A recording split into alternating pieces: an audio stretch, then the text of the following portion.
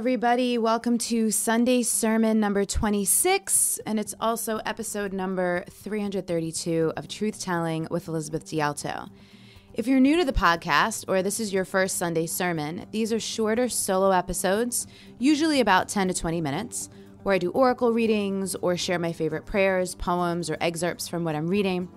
They're like wild and untamed gospel, heart ponderings, and delicious morsels of wisdom to spark your own truth, power, and love from my wild soul to yours. In these episodes, I explore creative and inspiring ideas, thoughts, and ruminations for you to be nourished and fed by going into your week.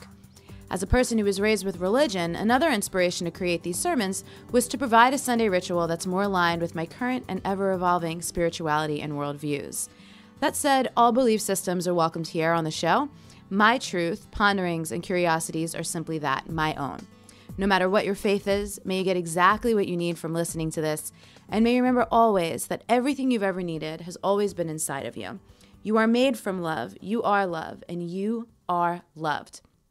So some of you who also follow me on social media or who are subscribed to our email list have already seen me talking about this, and I'm still working it out. There's so much to unpack here, but I wanted to throw it up in a Sunday sermon to really start to let the conversation unfold. And so this is about body image. This is about women's relationships to their bodies and how our cultural programming and our own past experiences with things of and or related to our bodies impact how we relate to them. And so what I want to do today is twofold. I had posted on Facebook inviting women to reflect on how they have felt in and about their bodies at different weights and why. My intention was to explore real deep body love and acceptance through a lens of their own definition, not of our culture's definition.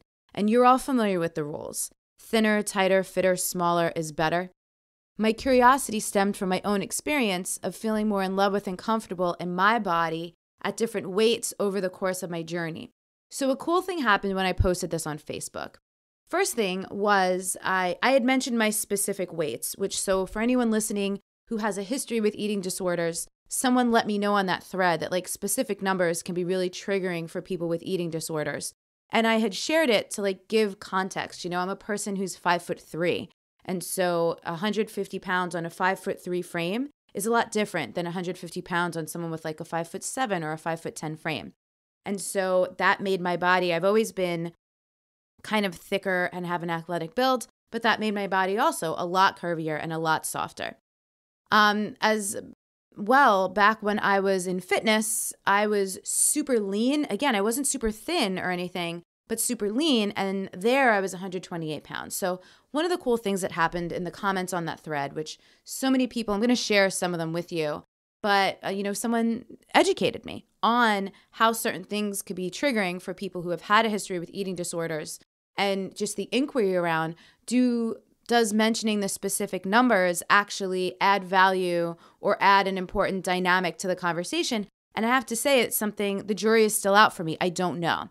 And I'm not really sure. So when it comes to things like this that could be super triggering for others, what is the line between honoring, owning, and sharing my own experience, of which the details are part of it, and being really considerate of what other people have going on? So again, I have a big fat question mark on that one, and we'll continue to explore that here on the show.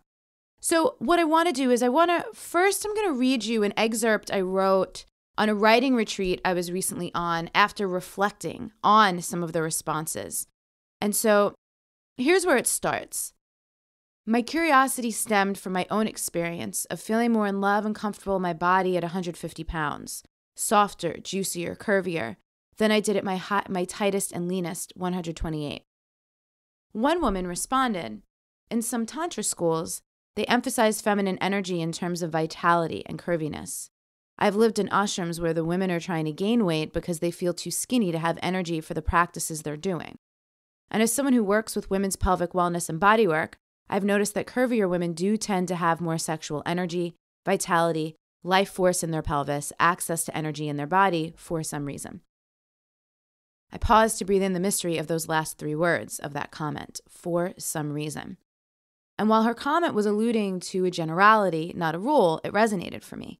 I have in fact felt more vital, more filled with life force, and more guided by the energy in my hips and pelvis, which some know as the sacral chakra or the womb space, since acquiring more flesh on my bones.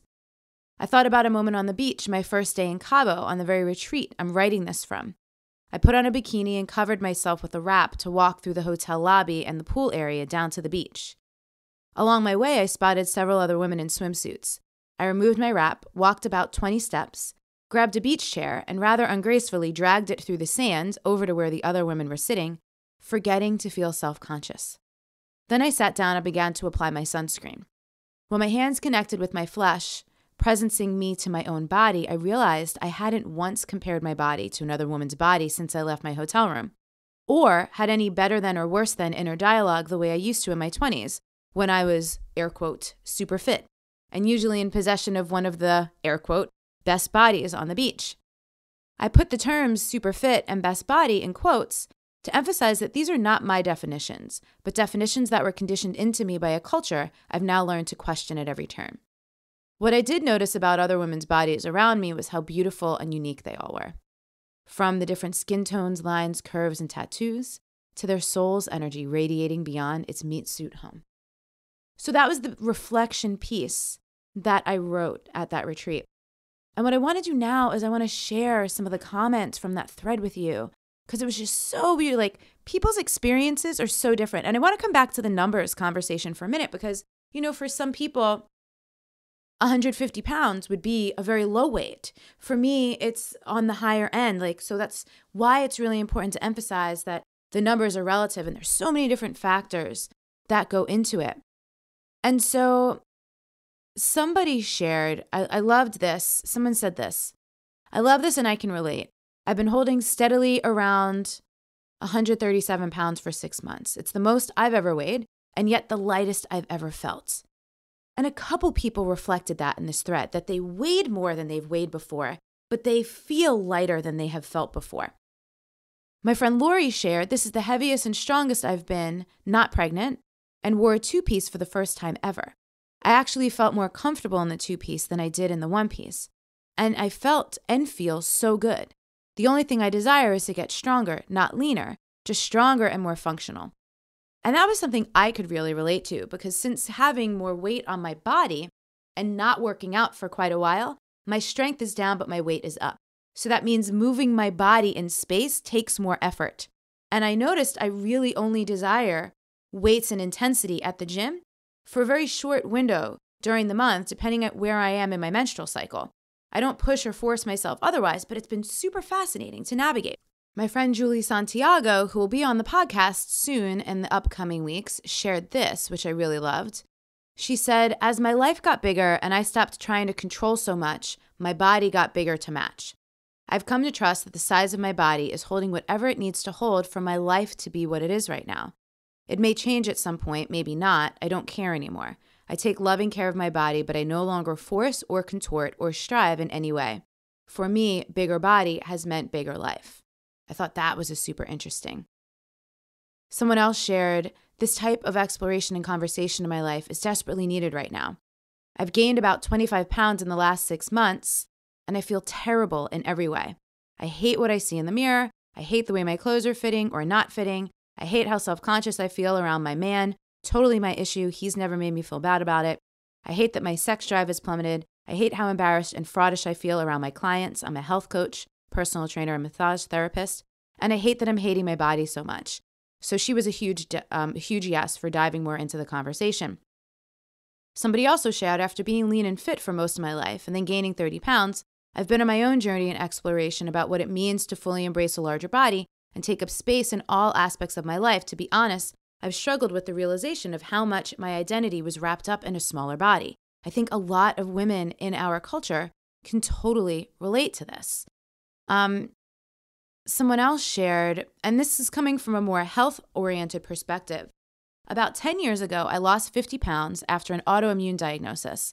It scared me because I lost weight so quickly and easily. It wasn't fun and it didn't feel good. It was a real head trip to hear people say you look great when I felt terrible. I was incredibly sick. After 2 years of healing, I was able to gain weight and eat real food. When I was at my lightest, I noticed how unsafe I felt. I spent my whole life as a bigger girl. If I ever needed to defend myself, I felt fairly capable. I had the size behind me to push someone over if needed. Note, I don't know why I was so concerned with physical safety. I've never really been in a situation where I had to physically defend myself, but it's a big fear that I have. At my smaller size, I was very aware of my perceived lack of strength.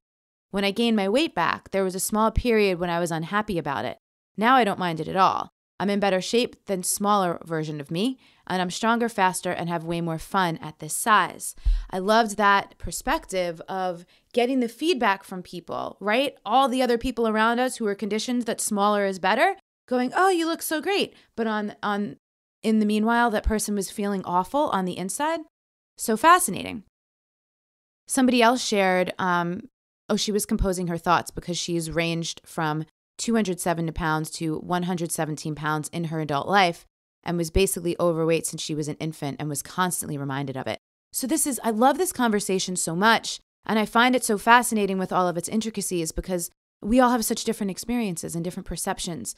Although we have these different experiences and perceptions, we have similar programming, which is what makes it such an important thing, it sounds like, to unpack. So I also get a private message from someone, so I'm not going to share their name to protect their identity, but she also shared a perspective as well. And she said, after the death of my mother, who is morbidly obese, I decided that I needed to do something about my weight or I would leave my kids without a mother. I lost 100 pounds over the course of about 18 months or so, slow and steady, and I've kept it off. Years later, I was diagnosed with diabetes. What the hell? I lost 100 pounds. 1 year ago, I went to the hospital with pneumonia and was told that I had had several silent heart attacks and that my heart was only pumping at 20% capacity. Again, what the hell? I lost 100 pounds. Body image? I look in the mirror and still see a fat girl. I identify as a fat girl. I'm not apologetic, it's who I am. But to this day, you won't see me in shorts, a bathing suit, or a no-sleeve top, ever. But now, here I am in California. My health has dramatically increased. Maybe it's the added vitamin D, less stress. And then she pointed me towards a specific spa, and she said, I go once a month for a pedicure. It's got mineral baths, pools, yoga, saunas, and etc. I only go for the spa treatments and never stay the day. But the thing that amazes me is the body acceptance there. Women who are truly plus-sized walk around in bikinis without anyone blinking an eye. As confident as I am, I've not been able to get over my own impression of my body in the mirror. And that's my answer to your post. So I love this so much. And here's what we'll do. This is episode number 232. So the show notes are going to be at untameyourself.com/T as in truth, T as in telling, -232. So again, untameyourself.com/TT-232. We'll put a link to this ongoing Facebook post in the comments in case you want to chime in and in case you want to specifically read through some of the other comments we're happening. You know, if this conversation resonates for you, if this brings stuff up for you, if you can relate in any way, if you have some of these own inquiries going on in your own life, you're more than welcome to add to that conversation. If you want to send us a private note, you can email us at hello@wildsoulmovement.com. But women's relationships to their bodies and health and size and beauty and all of these things, this isn't going anywhere, and it's something that needs more unpacking. So I hope that was useful for you today to just hear a variety of inputs. Certainly not all the inputs. There's so many more perspectives, I'm sure, we're not yet spoken for in this conversation, but we're going to keep having it. So thank you, as always, so much for listening. Again, the show notes are at untameyourself.com/TT-232. Share this episode with your friends or family members, maybe anyone you know who this might be an interesting topic to discuss with them, or maybe might open up some lines of communications with you and your loved ones. And I look forward to hearing from you, and we'll see you in the next episode.